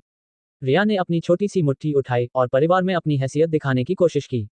उसने अभी अभी अपनी एनर्जी चेक करवाई थी जो 94.2 कैलोरी थी, जो कि एक बहुत तेज तरक्की थी। लेकिन जब उसने सोचा कि आर्यन पहले ही योद्धा लेवल पार कर चुका है तो उसने अपना मुंह बना लिया। कोई रास्ता नहीं था, वो अभी भी उसकी बराबरी नहीं कर सकती थी। आर्यन बिना कुछ बोले मुस्कुरा दिया। क्या तुम अभी अपनी एनर्जी चेक नहीं करवाओगे? हमारी क्लास का नंबर लगभग आ ही गया है। कोई जल्दी नहीं है, मैं जल्दी ही चेक करवा लूंगा, आर्यन ने अंगड़ाई लेते हुए मुस्कुराकर कहा। इस वक्त विशाल की आंखें भी गंभीर हो गईं। रोहन सच में उसकी उम्मीदों से कहीं आगे निकल गया था। लेकिन पहला नंबर तो मेरी ही किस्मत में लिखा है। तुम छोटे से कीड़े, अब खौफ महसूस करो। उसने अपनी नजरें आर्यन की तरफ घुमाई, जिनमें एक मजाकिया चमक थी। लेकिन जिस बात ने उसे दांत पीसने पर मजबूर कर दिया वो ये थी कि आर्यन ने उस पर ध्यान ही नहीं दिया। थोड़ी देर और नाटक कर लो, फिर तुम्हें पता चलेगा कि क्या होने वाला है। विशाल को खुद पर बहुत भरोसा था और हर कोई उसके इस बर्ताव को महसूस कर सकता था। एनर्जी टेस्ट का नतीजा पल भर में ही सामने आ गया। विशाल 397.6 कैलोरी। इस पल हर कोई पहले कभी न देखी गई हैरानी से चीख पड़ा। अगर रोहन पीक योद्धा बनने से सिर्फ एक कदम दूर था तो विशाल ने अपना एक पैर पहले ही उसमें रख दिया था। बाप रे, यह क्या है? क्या ये सच में हाई स्कूल के आखिरी साल का छात्र है? हा, मुझे पता था कि विशाल भाई सबको कुचल कर रख देंगे। पहला स्कूल, दूसरा स्कूल, क्या अब और भौंकने की हिम्मत है? रोहन चुप हो गया। उसे सच में उम्मीद नहीं थी कि विशाल की एनर्जी इस लेवल तक पहुंच जाएगी, लेकिन वो जल्दी ही मुस्कुराया। इससे यह और भी दिलचस्प हो गया है। असली लड़ाई ही हमारा सच्चा अखाड़ा है। शुरू से आखिर तक उसकी नजरों में इस मॉक एग्जाम में सिर्फ विशाल ही उसका इकलौता टक्कर का विरोधी था। विकास कुमार को बहुत झुंझलाहट हो रही थी, लेकिन वो अपनी इज्जत बचाने के लिए अपनी एनर्जी का इस्तेमाल नहीं कर सकता था, इसलिए वो बस कड़वाहट के साथ कह सका, ज्यादा एनर्जी होने का क्या फायदा? मैं तुम दोनों से असली लड़ाई में मिलूंगा। विशाल बहुत चमक रहा था, अनगिनत नजरें उस पर टिकी थीं। वो इस एहसास का बहुत मजा ले रहा था। उसने अपनी नजरें आर्यन की तरफ घुमाई, वो उसकी आंखों में घबराहट की एक झलक देखना चाहता था। इस बार आर्यन ने आखिरकार उसकी नजरों से नजरें मिलाईं, लेकिन इस जवाब में पूरी तरह से अनदेखा करना और बेपरवाही भरी थी, मानो 397.6 कैलोरी एनर्जी हवा के सिवा और कुछ ना हो। नाटक करते रहो, मैं भी देखना चाहता हूं कि तुम कब तक ऐसा कर सकते हो। विशाल का चेहरा गुस्से से काला पड़ गया जब उसने आर्यन को एक एक कदम बढ़ाकर टेस्टिंग मशीन के अंदर जाते देखा। चैप्टर 38, इस लड़के में युद्ध सम्राट बनने के लक्षण हैं। इस वक्त सेंट्रल कंट्रोल रूम के अंदर बैठे बड़े बड़े अधिकारी अब शांत नहीं रह पा रहे थे। सच तो यह है कि जब से मोहित शर्मा की एनर्जी रिपोर्ट सामने आई थी, 5 मशहूर स्कूलों के हेड्स के चेहरे गंभीर हो चुके थे। उन्हें अच्छी तरह पता था कि जब उन्होंने हाई स्कूल पास किया था तब उनकी एनर्जी का लेवल इससे बहुत ज्यादा बेहतर नहीं था, बस इतना था कि उनकी बाकी काबिलियतें थोड़ी ज्यादा सलीके से थीं। एक के बाद एक हाई लेवल योद्धाओं के सामने आने से वे थोड़े बेचैन होने लगे थे। शुरू में उन्हें यहाँ से किसी होनहार को चुनने की ज्यादा उम्मीद नहीं थी, लेकिन अब वे इसे गंभीरता से लेने लगे थे। आखिरकार अगर वे बेहतरीन छात्रों को अपने साथ ले जा पाए तो उन्हें भी इनाम मिलना तय था। इस लेवल के छात्र, बशर्ते उनकी असली लड़ाई कॉम्बैट का परफॉर्मेंस खराब न हो, खास रिक्रूटमेंट के लिए पूरी तरह से लायक थे। साथ ही कई लोगों को हैरानी भी हो रही थी, क्या अनंतपुर शहर में कोई धमाका हुआ है? इतने सारे टैलेंटेड छात्र एक साथ कैसे सामने आ गए? ये पिछले सालों के रिकॉर्ड से बिल्कुल अलग था। लियांग वू मुस्कुराया और बोला, ये रोहित मल्होत्रा अच्छा है, ये हमारे first military martial arts high school के लिए बिल्कुल सही है। ये निंगना ने भी कहा, आप सब एलिस्टन प्राइवेट मिडिल स्कूल वाले इस लड़के को मुझसे छीनने की कोशिश मत करना। वे एक एक करके बोलने लगे और पल भर में ही टैलेंटेड छात्रों को आपस में बांट लिया। हर कोई संतुष्ट था, आखिरकार लूट का माल मिल बांट कर ही खाना बेहतर होता है। जब वे आपस में हंस बोल रहे थे तभी विकास कुमार के स्कोर ने लिस्ट में तहलका मचा दिया। उसकी 358.2 कैलोरी एनर्जी ने पांचों हेड्स के होश उड़ा दिए। यह क्या हो रहा है? क्या अनंतपुर शहर में जीनियसों का कोई घोंसला मिल गया है? एक पीक योद्धा की एनर्जी का लेवल तो 5 मशहूर स्कूलों के कुछ औसत दर्जे के फर्स्ट ईयर छात्रों के बराबर था। यहाँ तक कि सिकंदर भी, जो आंखें बंद किए आराम कर रहा था, अपनी आंखें खोलने पर मजबूर हो गया और उसकी आंखों में एक खास चमक आ गई। उस उम्र में वो खुद भी इसी लेवल पर था। हालांकि उसने अपनी आज की कामयाबियां बाद में मिली एक जादुई मुलाकात फॉर्ट्यूटस एनकाउंटर से हासिल की थी, लेकिन इससे विकास कुमार की काबिलियत कम नहीं हो जाती। अगर इसका लड़ाई का टैलेंट अच्छा है तो इसे स्वॉर्ड होल्डर्स के उम्मीदवारों की लिस्ट में शामिल किया जा सकता है। उसने ध्यान से देखना शुरू किया। जब बाकी हेड्स ने देखा कि स्वॉर्ड्समैन साहब उसे इतनी अहमियत दे रहे हैं तो उन्हें विकास कुमार की काबिलियत पर और भी पक्का यकीन हो गया। इंपीरियल कैपिटल हाई स्कूल के तियान शेंग तुरंत बोले, ये छोटा बच्चा मेरा है। आप सब प्लीज मुझे थोड़ा सम्मान दें। बाकी सब तुरंत नाखुश हो गए। सिर्फ कोई बेवकूफ ही यह नहीं जानता होगा कि अनंतपुर शहर में ऐसे ज्यादा जीनियस नहीं होंगे।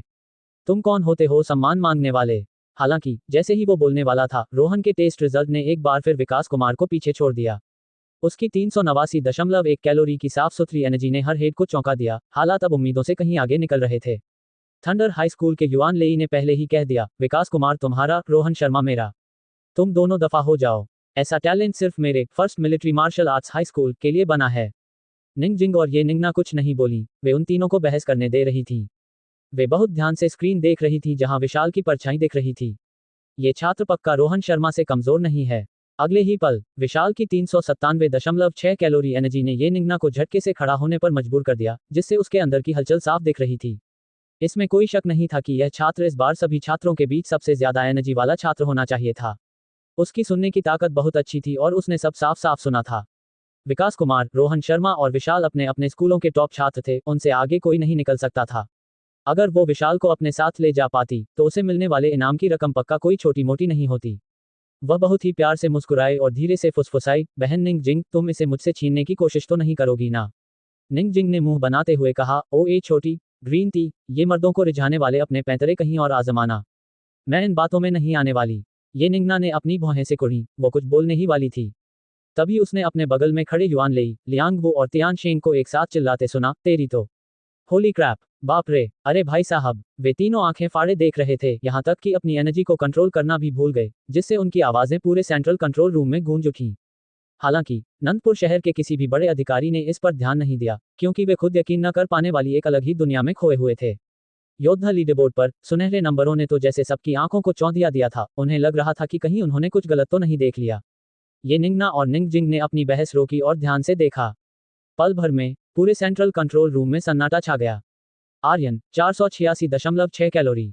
बस खामोशी के बाद पूरे सेंट्रल कंट्रोल रूम में जोरदार बहस का शोर मच गया। सिकंदर की आंखों से एक तेज चमक निकली और वो झटके से खड़ा हो गया। उसकी आंखों में आर्यन के लिए बहुत गहरी इज्जत थी। हाई स्कूल का एक छात्र और एक पीक योद्धा। हालांकि यह विशाल और बाकी लोगों से सिर्फ एक छोटा सा लेवल ऊपर था, लेकिन इसका मतलब जिस टैलेंट से था वो मामूली बात नहीं थी। इस बच्चे में युद्ध सम्राट बनने की काबिलियत है, यहाँ तक कि युद्ध देवता बनना भी नामुमकिन नहीं है। सिकंदर ने धीरे से एक लंबी सांस छोड़ी। उसे उम्मीद नहीं थी कि अनंतपुर शहर में उसे इतना बड़ा सरप्राइज मिलेगा। ऐसा होनहार इंसान अगर स्वॉर्ड होल्डर्स के सिस्टम में आता है तो उसे सिकंदर को भी बहुत बड़ा इनाम मिलेगा, बिल्कुल एक रेफर पहचान करवाने वाले की तरह। जब तक इसका लड़ाई का टैलेंट खराब नहीं है, इसे स्वॉर्ड होल्डर्स की उम्मीदवार वाली प्रक्रिया से छूट दी जा सकती है, डायरेक्ट एंट्री। सिकंदर ने आर्यन को बिल्कुल ही अलग सम्मान दिया। युद्ध सम्राट बनने की काबिलियत, ऐसी तारीफ सुनकर हर कोई सन रह गया। पूरे संघ में युद्ध सम्राट बहुत ही रुतबेदार हस्तियां होती हैं, और वो भी ऐसे युद्ध सम्राट जो स्वॉर्ड होल्डर्स में शामिल हो सकें। वे तो युद्ध सम्राटों में भी सबसे बेहतरीन होते हैं। 5 मशहूर स्कूलों के हेड्स की आंखों में एक पक्का इरादा दिख रहा था और उन्होंने लगभग एक साथ कहा, आर्यन को मेरे ही स्कूल में आना होगा। वे एक दूसरे को सतर्क नजरों से देखने लगे और बहस करने लगे, यहाँ तक कि उन्होंने फुसफुसाने के लिए एनर्जी का इस्तेमाल करना भी जरूरी नहीं समझा। लियांगवो, तुम्हें शर्म नहीं आती? पहले के इतने सारे जीनियस तुम्हारे स्कूल को दे दिए गए और अब तुम इसे भी झपटना चाहते हो। दफा हो जाओ। तुम, तियानशिंग, अभी विकास कुमार के लिए मरे जा रहे थे। अब विकास कुमार और बाकी सब तुम्हारे हुए, आर्यन मेरा है। क्या तुम हमें बेवकूफ समझते हो? विशाल और बाकी दोनों को मिलाकर भी आर्यन के अकेले के बराबर नहीं है। आर्यन को मेरे United martial arts high School में ही आना होगा। उसके लिए Jiangnan martial arts high School ही सबसे सही जगह है। तेरी तो, क्या तुम लड़ने पर उतारू हो? तो आ जाओ फिर, अपनी ताकत से ही फैसला कर लेते हैं। जो जीतेगा, आर्यन उसका। पांचों हेड्स इस कदर बहस कर रहे थे कि उनके चेहरे लाल हो गए थे। वे लगभग लड़ने ही वाले थे, जिससे पता चल रहा था कि आर्यन ने उन पर कितना गहरा असर डाला है। नंदपुर शहर के बड़े अधिकारी ये सब सन होकर देख रहे थे। बड़े स्कूलों के ये नामी छात्र आर्यन के लिए किसी आम आदमी की तरह लड़ रहे थे, जिसने उनकी सोच को पूरी तरह हिलाकर रख दिया था, और साथ ही वे आर्यन के लिए और भी ज्यादा हैरान थे। विकास और प्रिंसिपल कपूर की सोच एक जैसी थी। ये लड़का, ये तो छुपाने में बड़ा उस्ताद निकला। हालांकि उनकी आंखों की खुशी छुपाए नहीं छुप रही थी। पांचों को पागलों की तरह बहस करते और लगभग हाथापाई पर उतरते देख स्वॉर्ट्समैन सिकंदर ने हल्के से डांटते हुए कहा, बस कीजिए, अभी मॉक एग्जाम खत्म नहीं हुआ है। लड़ने की क्या जरूरत है? असली लड़ाई का टेस्ट भी उतना ही जरूरी है, और टेस्ट के बाद ये छात्र की मर्जी होगी कि वो किस स्कूल को चुनता है। आप अपनी अपनी शर्तों के साथ उसे लुभा सकते हैं, ये बेकार की बहस किस लिए? वहां मौजूद लोगों में सिर्फ उसका रुतबा ही सबसे ऊंचा था, इसलिए वो उन पांचों को रोक पाया। ये निंगना और बाकी लोग तुरंत रुक गए और बहुत ही इज्जत के साथ बोले, जी स्वॉर्ट्समैन साहब। वे भी धीरे धीरे अपनी भावनाओं से बाहर आए।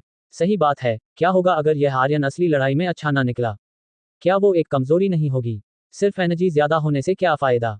वे सभी जीनियस थे और कुदरती तौर पर असली लड़ाई कॉम्बैट की अहमियत जानते थे। ताकतवर कॉम्बैट टाइप जीनियस कभी कभी प्रैक्टिस करने वाले जीनियस लोगों से कहीं ज्यादा खूंखार हो सकते हैं।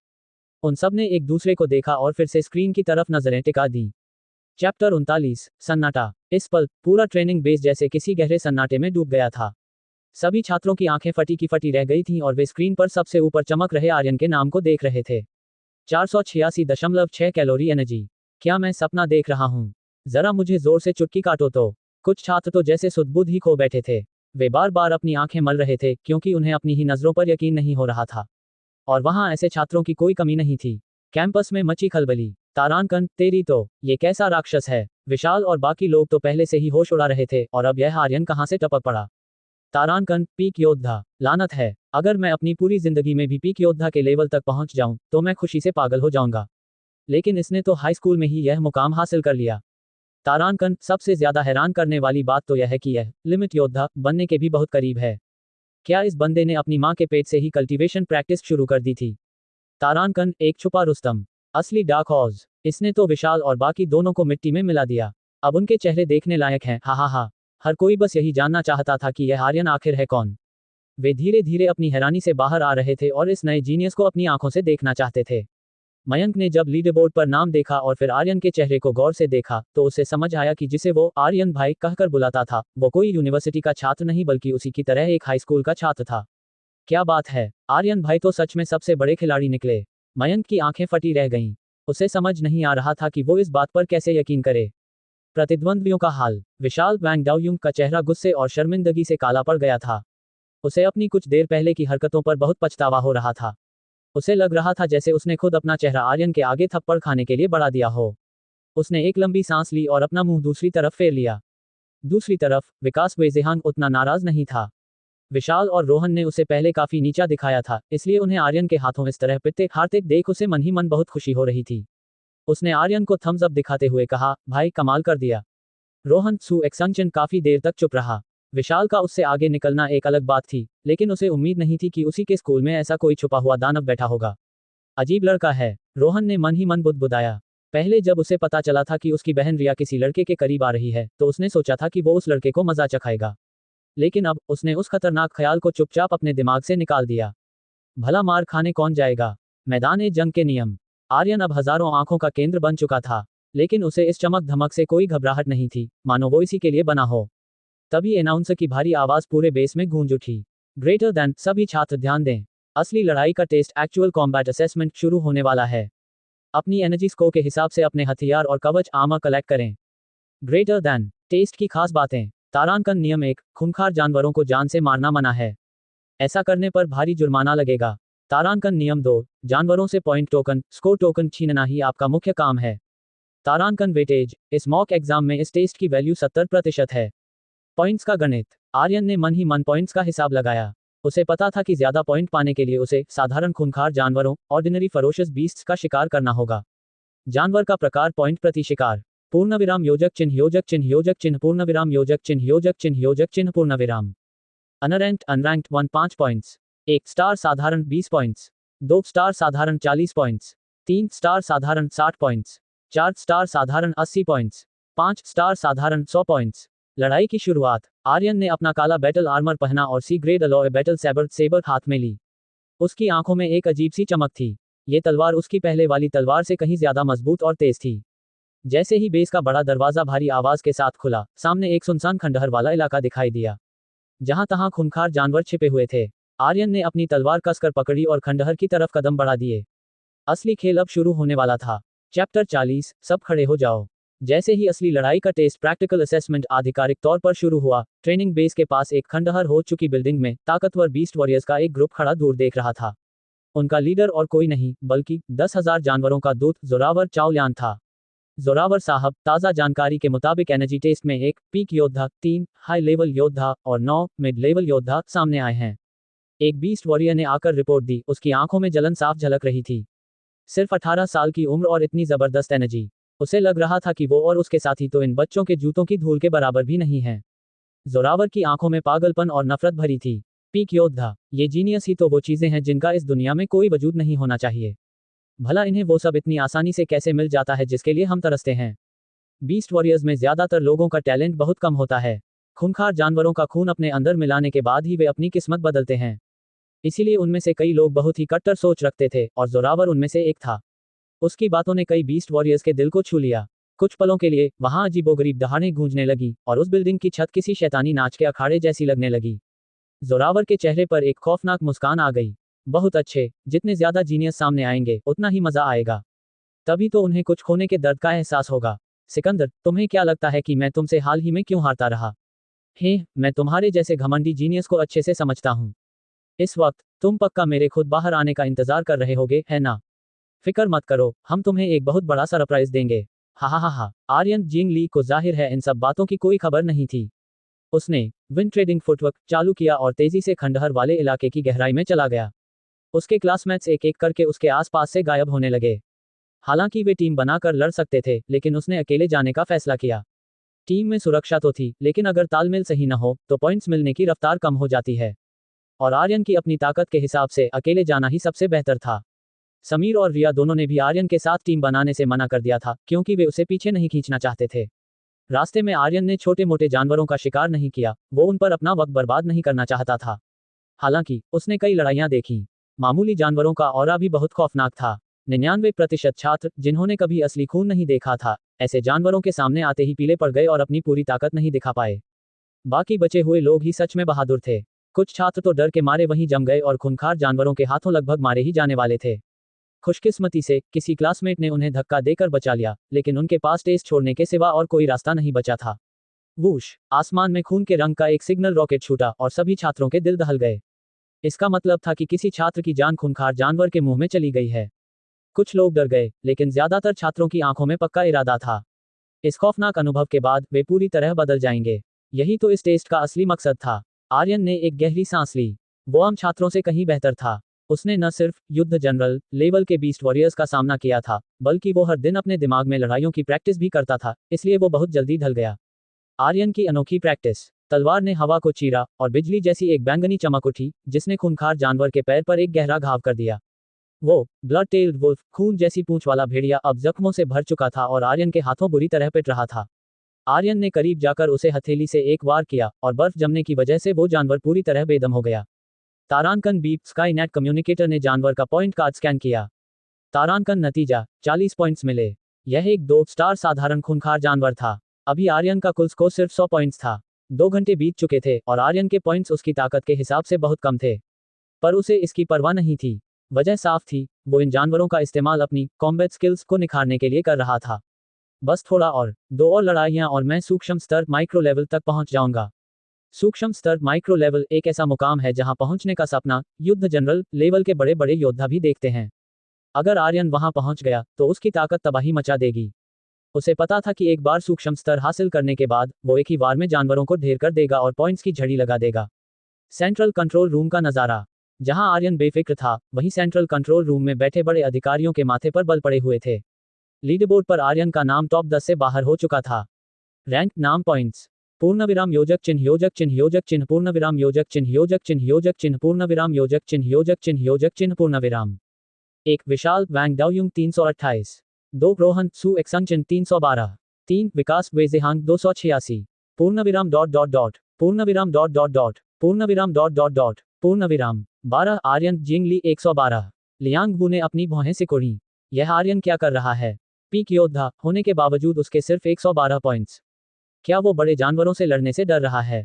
बाकी अधिकारियों को भी शक होने लगा। क्या आर्यन सिर्फ एनर्जी बढ़ाने में उस्ताद है और लड़ाई में जीरो? तभी सिकंदर त्सिकोंग यांग ने चुप्पी तोड़ी। उसे अपनी पारखी नजर पर पूरा भरोसा था। उसने डायरेक्टर से कहा, डायरेक्टर साहब, क्या आप ड्रोन के जरिए आर्यन की लाइव फुटेज दिखा सकते हैं? मैं देखना चाहता हूं कि वो असल में कर क्या रहा है। जल्द ही बड़ी स्क्रीन पर आर्यन की लड़ाई का हाई डेफिनेशन वीडियो चलने लगा। अगले ही पल वहां जो नजारा दिखा उसे देखकर सबकी सांसें थम गईं। तारानकन, तेरी तो तारानकन, बाप रे तारानकन, यह क्या देख रहा हूं मैं? 5 मशहूर स्कूलों के सभी हेड्स अपनी कुर्सियों से उछल पड़े। उनके चेहरों पर ऐसी हैरानी थी जैसे उन्होंने कोई चमत्कार देख लिया हो। सिकंदर भी अपनी सीट से झटके से खड़ा हो गया। उसकी आंखों में भी वही हैरानी थी। सारे बड़े अधिकारी सन होकर स्क्रीन को घूर रहे थे। इतना सुनने के बाद भी जिसने अभी तक चैनल सब्सक्राइब नहीं किया और जल्दी से जाकर चैनल सब्सक्राइब कर लो।